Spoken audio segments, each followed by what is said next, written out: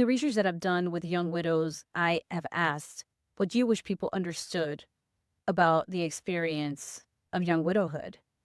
And they said, I wish people knew that every time we do something that we used to do with that person, or we do something that that person used to take care of, we are filled with viscerally painful reminders that they're dead. And not only that they're dead, but the dread of knowing that you can lose the people you love so deeply at any moment. So it's this layered thing. So pain management becomes very important in being able to walk through this experience and survive it. There's different tools for pain management. One of the tools that I want to introduce to you right now is self-compassion.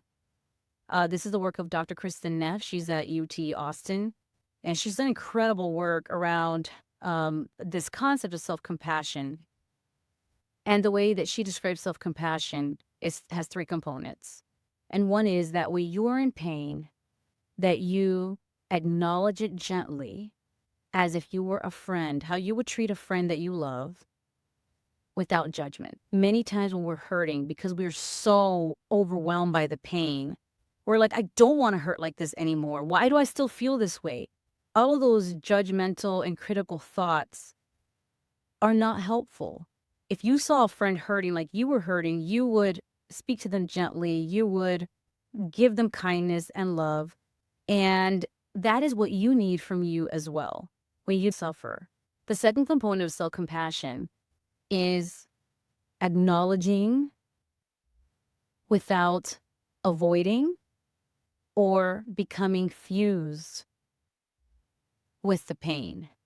So what that means is like, you're not your pain. The pain is separate from you. There's so much more in your inner world that exists that is not pain. Now, the pain is huge.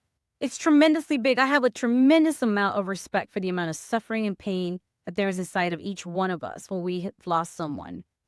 But over time, maybe not immediately, but over time, the practice of being able to separate and say that pain is inside of me and it exists alongside other things is very important in being able to get through this process.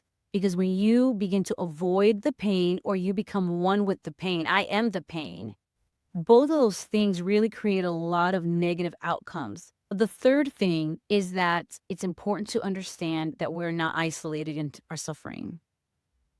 Human suffering is a fact of life.